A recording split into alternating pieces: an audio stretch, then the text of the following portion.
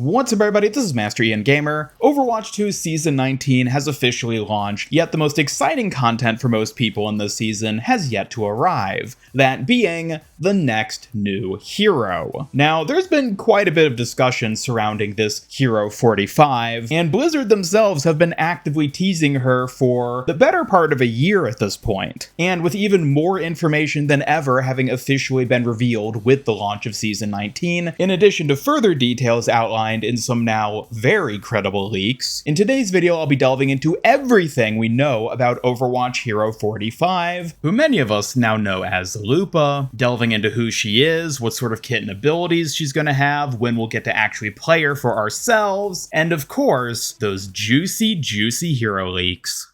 So to start off, I just want to cover the official information we have on Lupa, or Hero 45, going through a sort of timeline of all the events of teasers and information Blizzard has revealed to us, before I get on to covering any of the leaks. So the very first teaser for Lupa, the new hero, was way back in February of 2025 during the Overwatch 2 Spotlight event, which primarily focused on major content additions like Stadium, perks, and other content that we would then see roll out over the course of 2025. However, during the segment where they focused specifically on Freya and Wuyong, the next two upcoming heroes at that time, we did get this little teaser in the background, an image of what appears to be a armored knight character wielding a very big sword. Now, people were very quick to speculate that this is likely to be Hero 45, the next hero after Wuyong, as Blizzard historically has done things like this in the past. Hazard was teased in this little image way back during BlizzCon, approximately a year before he released, so it makes sense that Blizzard's thinking ahead and dropping these little hints early on to get people excited. But fast forwarding to April is when things really started to heat up with the release of Stadium and the Arena Victoria map. On this map, we not only got a straight up poster of the new hero, albeit in silhouette form, which the caption when translated reads, "The She-Wolf of Retaliation," but also we even got to see her weapon on the map, being this sword here, which is hovering in the arsenal along with the weapons of the other gladiators. Then fast forwarding again, this time to September, we got the Reconciliation comic, a comic focusing on Ramattra and Zenyatta, and them reconciling with each other and what Ramattra has been doing with Null Sector and the capturing of their fellow Omnics. In this comic, we got a teaser, a silhouette of clearly this same character, with Ramattra's caption above her saying, "I fear Talon's problems may soon become the world's problems." This is a pretty overt allusion to the next new hero, even delving a little bit into some of the story details of her, which, again, we'll come back to more a bit later, but definitely helped to crank up the temperature in terms of people's excitement for this upcoming hero. And then less than a month later, with the launch of the Season 19 trailer, we finally got our first in-game look at the new hero, with this little teaser at the end of the trailer. Ready yourselves for war!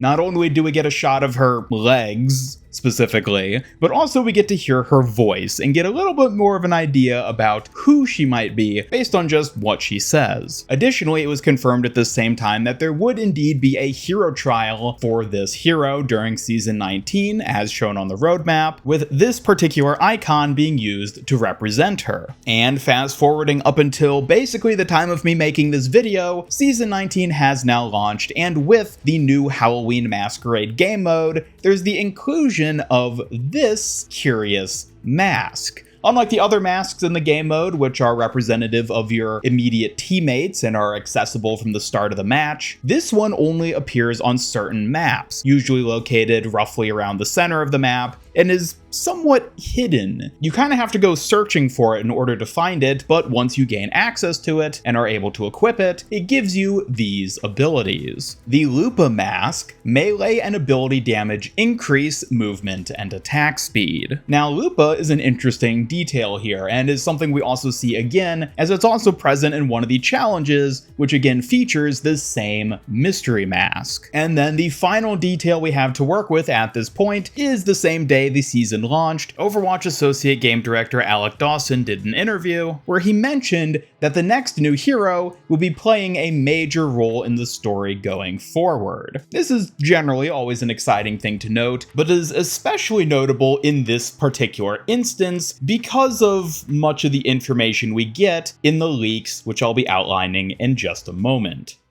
But before I get on to the leaks, I do want to take all this information I just covered and break it down into what exactly it tells us about the new hero, Lupa. Well, first and foremost, it's safe to say that Lupa will be a female Italian gladiator with a strong wolf motif. Lupa is just Italian for female wolf. We also see on the bottom of her feet a little wolf paw print design, which is strangely cute for a hero who feels so brutal and violent. And in the poster on the Arena Victoria map, we can see it clearly refer to her as a she-wolf, again after translating it into English. So very clearly, this hero has a wolf motif, probably to a comparable degree to Kiriko's fox motif, which is to say it's likely going to tie into her overall theming, design, abilities, and probably her cosmetics in a lot of ways. As for her actual abilities though, well, her weapon is very clearly this massive claymore sword, which we see in various forms, it would seem. Most of the images depicting this hero with the sword seem to suggest that it is very, very big, likely to be wielded with both hands, but when we actually see the sword itself present on the stadium map,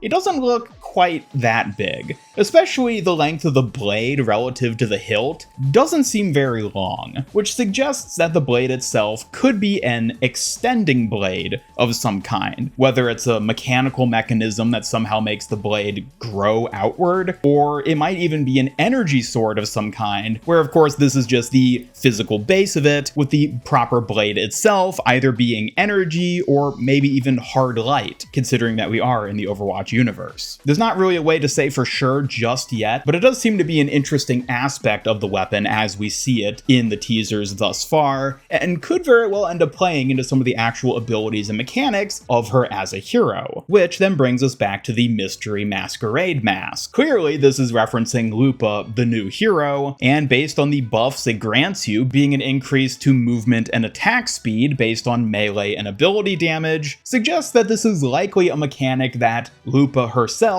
will have in her kit as a hero. Perhaps it's just a passive ability she has, or may even be activated more similar to Junker Queen's Shout, which then gives her a sort of berserker type mechanic where she gains increased movement and attack by dealing damage with her other abilities. Again, we won't know for sure until we actually see the hero, but it's pretty safe to say that this is going to be a mechanic that plays into her kit, and definitely fits with what we know of her being a Roman-style gladiator hero. Now, one other interesting thing to note here is the name Lupa specifically. A lot of people are quick to jump on board thinking that Lupa is going to in fact be the name of the new hero, being what we see on the hero select and how she's sorted alphabetically among the other heroes. And while that is certainly possible, I think it's also worth considering that this could well end up being merely her code name and not the actual name she's going to have once she's added in game. For comparison, think of how Juno was originally codenamed Space Ranger in development and Wuyong was codenamed Aqua. This new she-wolf, Hero 45, could potentially be codenamed Lupa, which would also make sense because hero names are something Blizzard typically keeps fairly close to the chest until they're ready to actually fully reveal the hero, which is why it would make more sense for Blizzard to probably want to use a code name of some kind in this context, but we'll have to wait and see. But the last major thing I would like to touch on here for Lupa with the official information we have thus far is her role. Now, the role for Lupa is actually a bit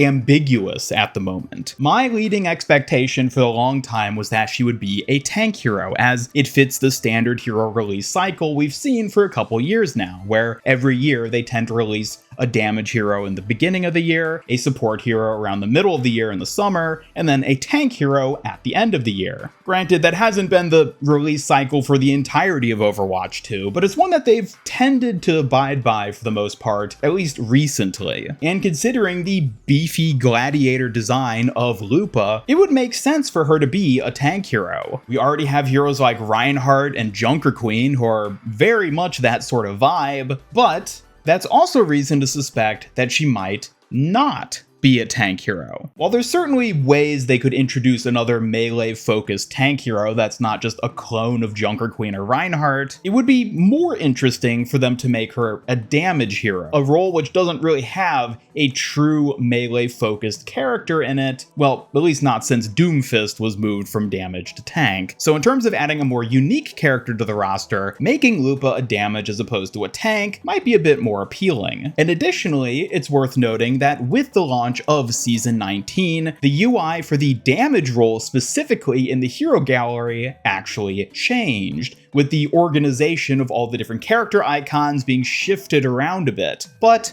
only for the damage role. Now, it could just be Blizzard trying to clean up the UI for the hero gallery a bit. It could mean nothing, but it's also possible that this was a preemptive UI change made with the knowledge that later this season we'll be getting the hero trial for the new hero, Lupa. And if she's part of the damage role, well, that would explain why only the damage role was changed. Overall, I would say when it comes to the role of Lupa at this point, it's inconclusive. I could easily see her fall either way, being a tank or a damage hero. And at the moment, I'm personally pretty split 50-50 on this one. Both are very viable possibilities, and only time will tell which category she ultimately falls into. Now, there is one final little tidbit detail that I think is worth talking about actually, which is this sound effect that was teased in a recent video posted by Blizzard. It was basically just a video talking about sound design of Overwatch and, you know, the sort of stuff that the average person wouldn't care too much about, but is interesting on a technical level. And then toward the end of this video, they actually teased a sound effect for an upcoming hero, which I'll just play for you here. So this is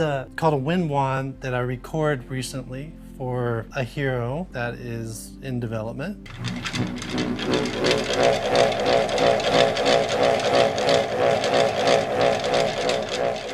Now, they don't specify in this clip which hero specifically this sound is tied to, but they do actually play this exact same sound again during a more recent Overwatch developer update, during a segment where they're pretty blatantly teasing the new hero Lupa. For real, I am so unbelievably excited for her. She is so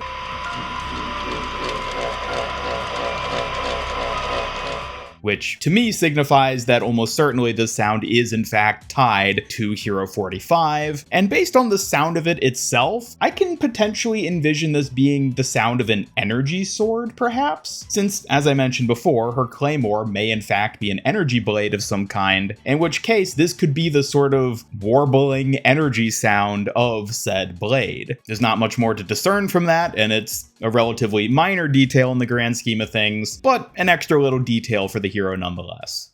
And this then brings us now to the part of the video that I'm sure many people were excited to get to, the leaks. Yes, of course, Blizzard can't have a hero release without some pretty sizable leaks. It's par for the course with them. And this time around, we've gotten some really peculiar ones. I will just note, if you're someone who doesn't want to hear leaks whatsoever, you can just skip this portion of the video, jump to the timestamp on screen to get to the end of everything and not have any of this stuff spoiled. But now that you've been warned, let's jump into the leaks. So, the major leak we have to go on here for Lupa was posted on October 4th, 2025 on the Overwatch subreddit by a user who has since deleted said post along with all their associated accounts. A little suspicious right off the bat, but this same person leaked details of the previously mentioned Reconciliation comic months ahead of it ever releasing, thus giving some notable degree of credibility to this leaker, at least when it comes to story details in particular, which seems to be the information they actually have insight into. Now, as I mentioned, this post was deleted, but thankfully it was archived by Enchanted on X, who I'll be using as a source of screenshots for that information within this video. But now let's delve into what exactly was detailed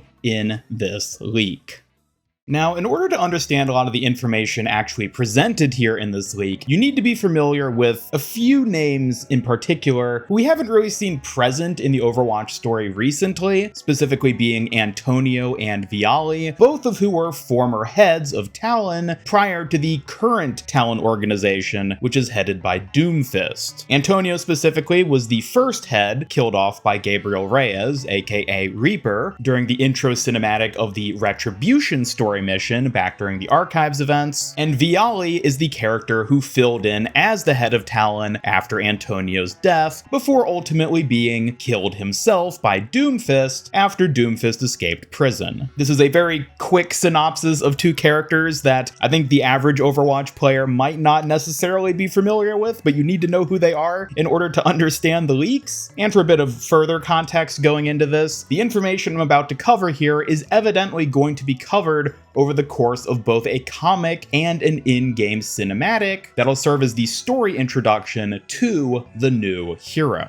So now that I've filled you in on this, let's get into the actual leaks for Hero 45. So, to start off, Hero 45 wanted to be Antonio's successor as she was his adoptive daughter, but Antonio didn't want that for her. After Antonio dies, Viali takes over, and as such, Hero 45 then wants to kill off Viali, seeing as he took the position that she perceived as being her rightful throne, so to say. In building up to this, she trains to be strong and becomes the ruler of Colosseo, which explains why she's connected to the Colosseo and Arena Victoria maps, and explains her backstory as a Gladiator fighter. During this time, Viali watches her from a distance, leading up to the point where Doomfist escapes prison, confronts Viali, ultimately kills him, and then takes over as the current head of Talon. Hero 45, in the background of all this happening, gets mad that Doomfist took the kill that she wanted for herself, being Viali, and then decides to instead take out Doomfist. Vendetta, who is evidently the name of Hero 45, then sneaks into a Talon meeting, killing all the guards, before interrupting a meeting consisting of Moira, Doomfist, Maximilian, Sigma, and others. She then gets into a fight with Doomfist and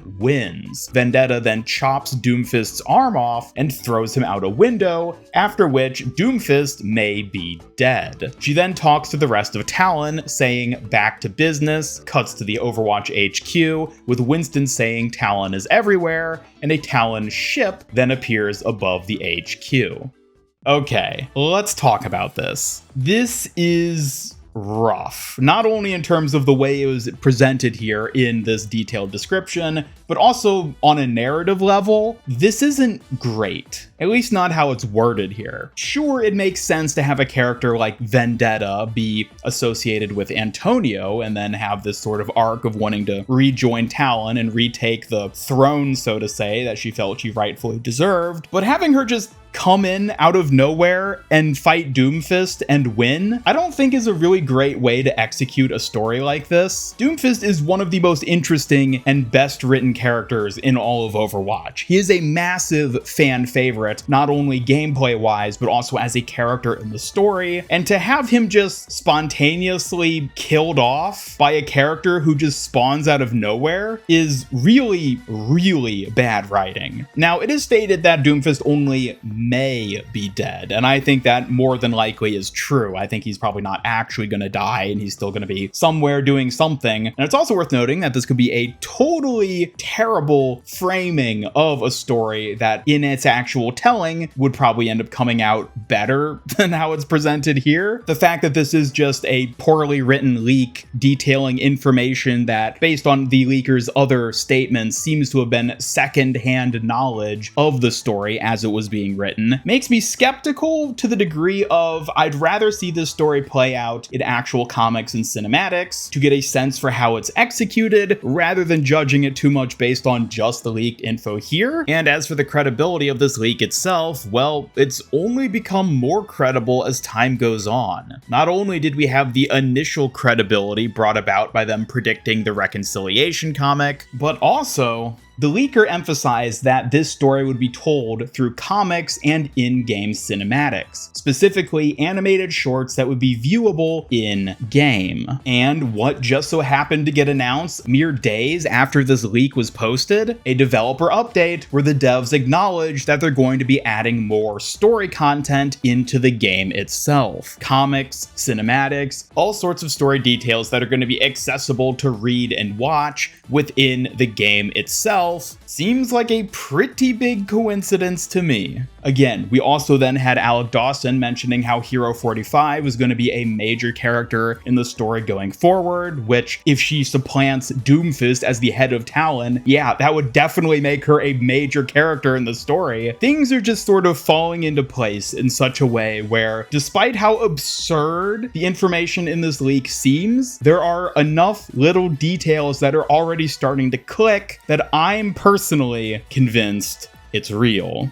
Again, I don't know how Blizzard actually intends to convey this supplanting of Doomfist by Vendetta. It sounds really bad the way they've depicted it in the leak, but again, this is just the story as presented in a terribly compiled leak, as opposed to Blizzard actually telling it like a real story with visuals and voice acting and all that. But it does still reveal, by and large, who this character is, primarily in the story, and where she's going to slot into everything going forward. She is the new big bad, it seems, the new head of Talon, the new Doomfist, in terms of her being a direct threat to Overwatch. Additionally, this further indicates that the name Lupa we see present in-game is more than likely just a code name if Vendetta is going to be her actual name. Granted, actual name in the way Widowmaker's name is Widowmaker in-game. I don't think Vendetta is supposed to be this character's given name because that would be extremely coincidental for her to have this story and just so happen to be named Vendetta. But Lupa, as we see teased with the Masquerade mask, is likely just going to be her placeholder teaser sort of name that they use to build up to her before actually revealing her to be Vendetta. Additionally, while it's not as directly related to this new hero, other details revealed by the same leaker indicate that the overall story for Overwatch 2 going forward is actually going to be shifting back more toward an Overwatch versus Talon narrative, with Null Sector effectively being written out of the story entirely going forward. The reconciliation comic we saw featuring Ramatra and Zenyatta was apparently their way of sort of resolving the whole Null Sector arc and having the explanation of what Ramatra was trying to do, or technically is still actively achieving in the story. And that going forward, the story and characters and cinematics and comics are largely going to be focusing again more on Overwatch versus Talon as opposed to anything involving